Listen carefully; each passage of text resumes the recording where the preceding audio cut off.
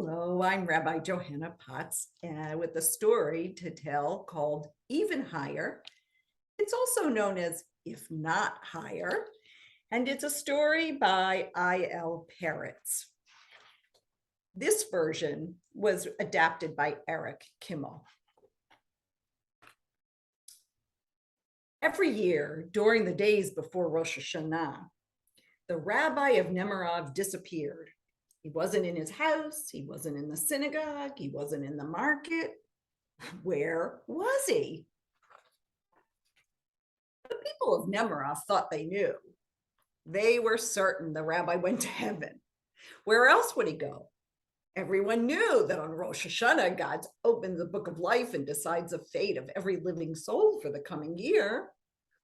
On Rosh Hashanah, it is written, and on Yom Kippur, it is sealed. Who will be raised up? Who will be brought low? Who will rest in one place? Who will wander? Prayer, charity, and repentance could save a soul from misfortune.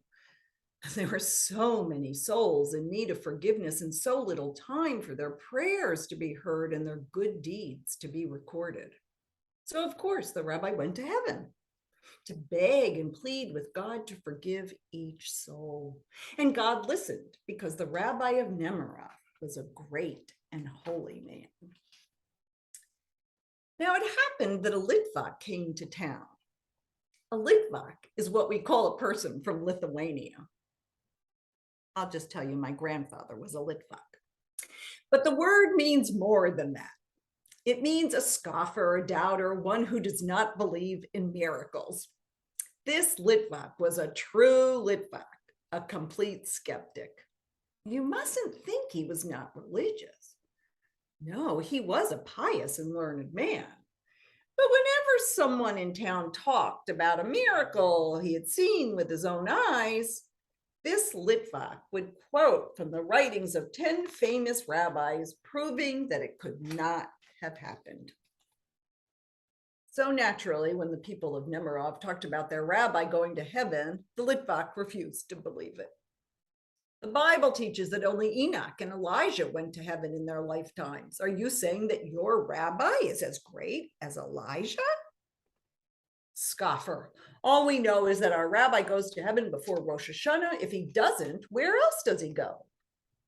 He doesn't go to heaven, the Litvak insisted. As Rosh Hashanah approached, the Litvak made plans to uncover the rabbi's secret. He sneaked into the rabbi's house and hid beneath his bed. He told himself, wherever the rabbi goes, I will follow. He lay beneath the rabbi's bed all night.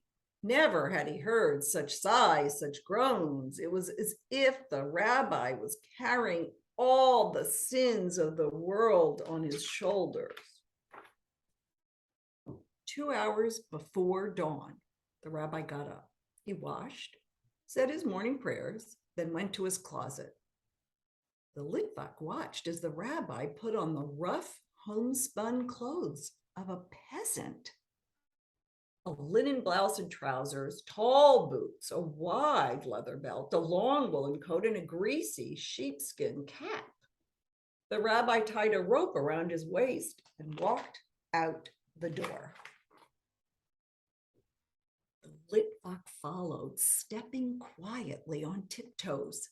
He watched the rabbi pick up a hatchet lying beside the woodpile and followed him through the silent streets of the sleeping town, all the way to the forest. Wherever he's going, it isn't to heaven, the Litvak sneered. The rabbi walked to a part of the forest where several trees had blown over in a windstorm. The wood was dry, well seasoned, and the Litvak watched the rabbi chopped off the larger branches, splitting them into firewood and kindling. He tied the wood together and hoisted the heavy bundle on his pack. Is he going to sell the wood in the marketplace, the Litvak wondered, as he followed the rabbi back to town. The rabbi turned down a crooked alley filled with trash and sewage. Rags stuffed the holes in the broken window panes. The crumbling houses leaned together in misery. The Litvak hesitated. Why was the rabbi here? The rabbi stopped before a wretched shack. He knocked on the door. A weak voice inside groaned, "Who is there?"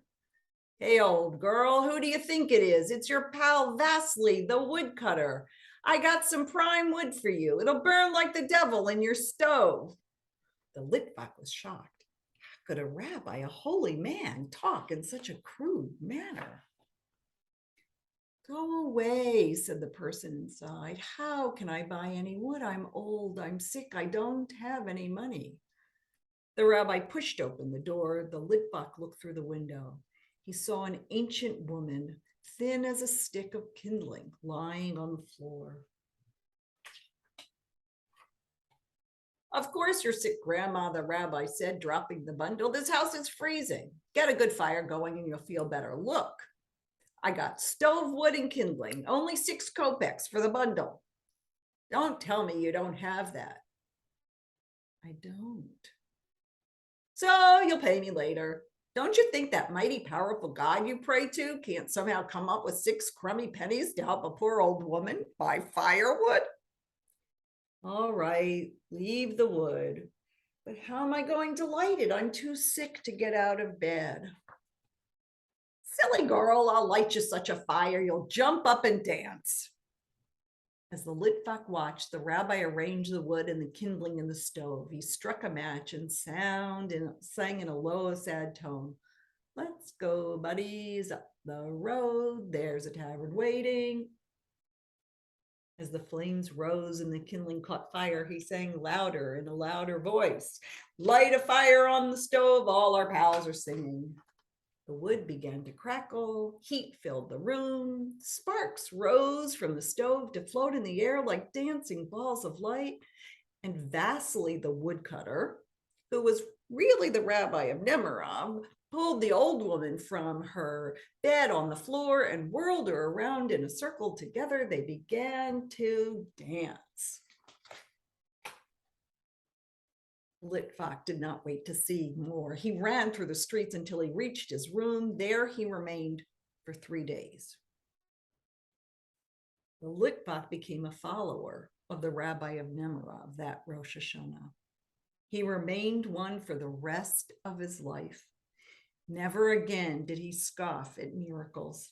And whenever he heard someone say that on the days before Rosh Hashanah, the rabbi of Nemirov flew up to heaven, he would nod his head and add in a quiet voice, "Who knows, maybe even higher."